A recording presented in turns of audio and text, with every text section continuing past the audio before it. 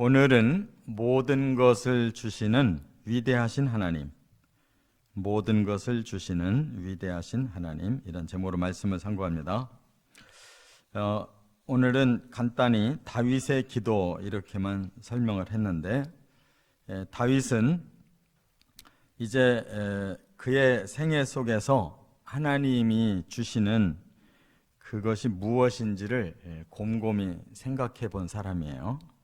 그래서 오늘 본문에 보니까 하나님이 사람에게 주신 것, 그것이 너무너무 크고 위대하셔서 신중에 하나님 같은 분이 없고 하나님은 위대하십니다, 이렇게 고백을 여기 8절과 10절에서 하고 있는데, 그러면 이렇게 위대하신 하나님을 통해서 그가 받은 것이 무엇이겠는가, 그걸 생각해 봐야 돼요. 역시 이 다윗은 보는 눈이 아주 크게 띄인 사람이에요.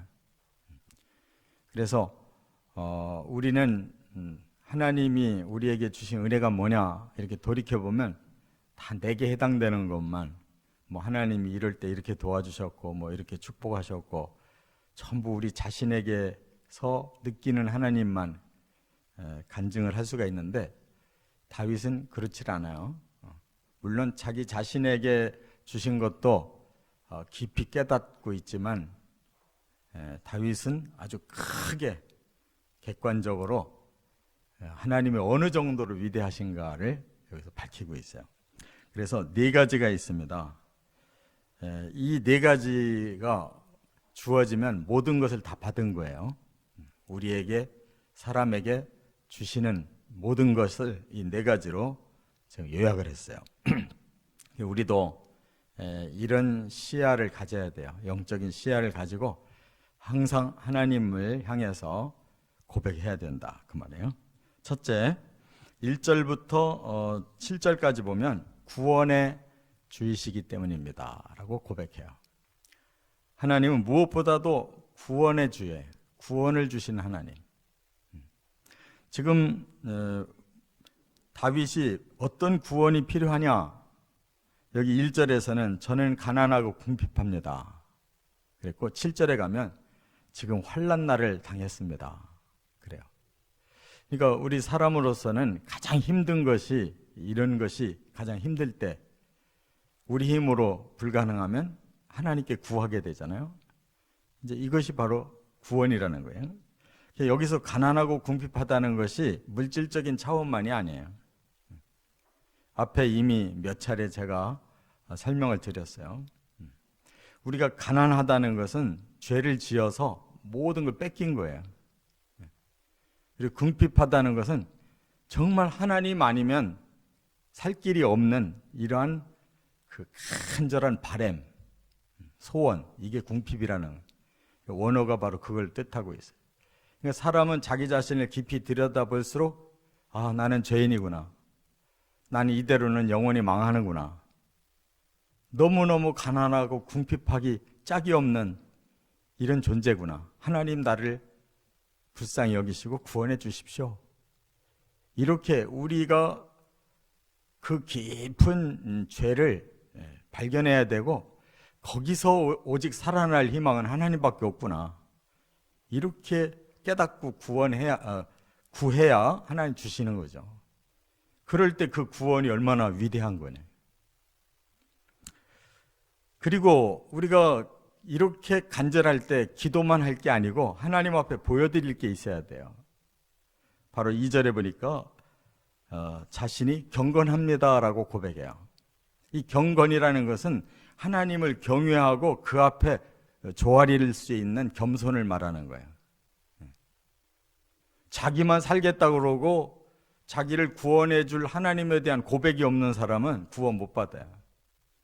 경건이라는 것은 하나님을 경외합니다라고 고백하고 저는 하나님 앞에 조아릴 뿐인 그런 부족한 자입니다라고 이렇게 겸손을 고백해야 된단 말이에요. 그래서 자기는 의지합니다. 하나님 그래서 의지합니다. 들으시는 하나님이 보실 때 구원하고 싶으신 마음이 생기잖아요. 우리가 복음의 조건이 믿음이에요. 믿음이 바로 그거예요. 하나님 경외하고 자신이 죄인이라는 것을 겸손히 고백하는 것이죠. 그 다음에 이 3절에 보니까 종일 부르짖습니다 그랬어요. 참 얼마나 불쌍한 일이에요. 종일 부르짖는데, 이건 뭐 먹는 것보다, 잠자는 것보다, 뭐 다른 일 하는 것보다 더 중요한 일은 하나님의 구원을 간청합니다. 종일 부르짖습니다. 이 정도로 간절하고 심각한 일이라는 거예요. 4절에는 주를 우러러보나이다. 오직 하나님만 쳐다보고 있는 거예요. 제가 강아지를 길러보니까 강아지가 저를 우러러보는 시간이 있어요. 제가 뭘 먹든지 하면 그냥 서슴없이 달려들어가지고 저를 얼마나 악망하는지, 그 강아지한테는 제가 신이에요. 그 모습이 얼마나 아름다운지 몰라요.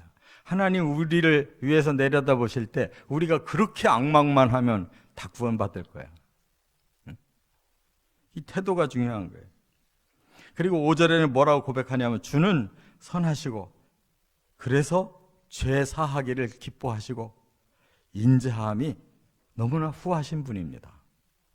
하나님이 선하시다는 걸 깨닫고 인자하심이 후하시다는 걸 깨달을 때 얼마든지 그걸 주실 수 있는 하나님이십니다라고 매달릴 수가 있는 거 아니에요. 이렇게 우리가 구원받고자 하는 자세가 돼 있어야 되고, 그래서 얻고 싶은 게 뭐냐? 3절에 보니까 은혜를 베푸소서 그랬어요. 이 은혜는 하나님의 종합적인 선물이에요. 우리 사람이 필요한 모든 종합 세트, 선물이 은혜라는 단어에 다 포함되는 거예요.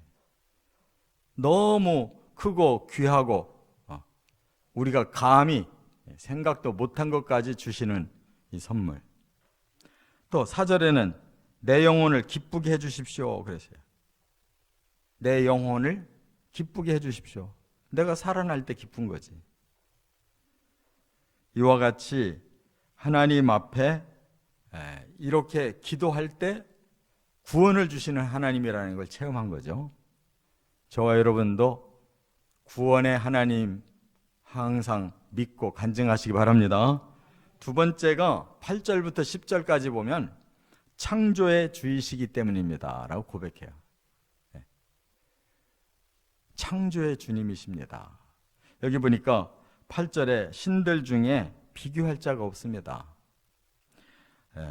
하나님의 행하심은 말로 다 말할 수가 없습니다. 너무너무 탁월하십니다. 그러면서 9절에 보니까 모든 민족을 지으시고 그들에게 경배를 받으십니다 그랬어요. 온 세계 인류가 다 하나님이 지으셔서 존재하고 그들에게 오직 하나님만 경배를 받으실 수 있는 분입니다. 이런 고백을 어떻게 해? 이렇게 다윗의 시야가 커요. 하나님은 모든 인류를 구원하셨으므로 모든 인류에게 경배를 받으셔야 마땅합니다. 이렇게 하나님 위대하게 알고 있어요. 그래서 10절에도 위대하사 기이한 일을 행하심으로 주님만 하나님이십니다. 이렇게 고백을 했단 말이에요. 이 정도 고백할 수 있으면 하나님에 대해서 너무 의심하고 조바심하고 이럴 필요가 없잖아요. 하나님이 창조자시고 하나님이 모든 걸 행하실 수 있는 위대하신 하나님이라고 고백한다면 믿고 기다려야지. 하나님이 설마 우리를 내버리시겠어요? 지어놓으시고 파괴하시겠어요? 믿으시 바랍니다. 세 번째는 11절부터 13절에 보면 진리의 주이시기 때문입니다. 하나님의 도, 여기 주의 도를 가르쳐 주십시오. 하나님이 이 세상을 창조하실 때 사람을 위해서 모든 것을 초점 맞추신 그 하나님의 진리를 제가 알고 싶습니다. 또 하나는 여기 보니까 주의 이름을 경외하게 하소서. 일심으로 주의 이름을 경외하게 하소서. 그러니까 모든 사람들의 입에서 다 하나님을 알고 고백할 수 있도록 이 진리가 퍼뜨려지기를 원한다는 거예요. 또 이 진리를 깨닫고 12절에는 전심으로 주님을 찬송하고 영원토록 주의 이름에 영광을 돌리고 싶습니다. 이렇게 또 고백하고 있어요. 뿐만 아니라 우리 죄인들도 하나님의 그 진리를 알면 여기 13절에 보니까 내 영혼을 깊은 수월에서 건지셨습니다 그랬어요. 이미 구원받았다는 거예요. 깊은 수월, 이게 땅속을 말해요. 사람이 죽으면 들어가는 이 음부, 저주받은 자들, 죄인들이 가는 곳, 거기서도 주의 도, 진리를 알면 거기서도 건져내신다는 거예요. 우리가 지옥 가야 될 자들인데 악한 사탄을 멸하시고 우리를 천국으로 끌어올리시는 것이 하나님의 구원 진리이기 때문에 그렇습니다. 끝으로 네 번째, 14절부터 17절에 보면 위로의 주이시기 때문입니다 라고 고백해요. 하나님은 언제나 우리 곁에서 위로해 주시는 분이래요. 그래서 17절 끝에 주는 나를 돕고 위로하시는 하나님이시니이다 라고 고백하고 끝나요. 그러니까 언제든지 우리가 도움을 청하면 하나님은 가까이 오셔서 도와주신다는 거예요. 그러면서 14절에 교만한 자들이 일어나 나를 치고 포악한 자들의 무리가 내 영혼을 찼사오며 자기 앞에 줄을 두지 아니한 자들이 있습니다. 그러니까 하나님 안 믿는 자들, 그 중에 또 교만한 자들, 포악한 자들이 이렇게 하나님 경외하는 자들을 지금 계속 공격하고 있습니다. 그러나 15절에 주여 주는 긍휼히 여기시며 은혜를 베푸시며 노하기를 더디하시며 인자와 진실이 풍성하신 하나님이시므로 저를 도와주실 줄 믿습니다. 이렇게 고백하는 거예요. 그래서 하나님이 은혜를 주시고 힘을 주시고 구원해 주시고 은총의 표적을 보여주시면 저들이 부끄러워할 것입니다. 왜? 우리를 돕는 하나님을 발견하고 우리를 위로해 주시는 하나님을 발견한다면 도리어 그 악한 자들이 부끄러워할 것입니다. 이렇게 고백하고 있어요. 그러니까 다윗은 일생을 통해서 하나님이 누구시냐? 네 가지로 딱 정리했어요. 하나님은 구원하시는 하나님. 우리가 정말 하나님께 구원을 간절히 바란다면 하나님은 반드시 구원하신다. 어떤 환난에서도. 두 번째, 하나님은 창조주이심으로 마땅히 경배를 받으시고 또 우리는 그 하나님의 위대하심을 선포하는 삶을 살아야 된다는 것.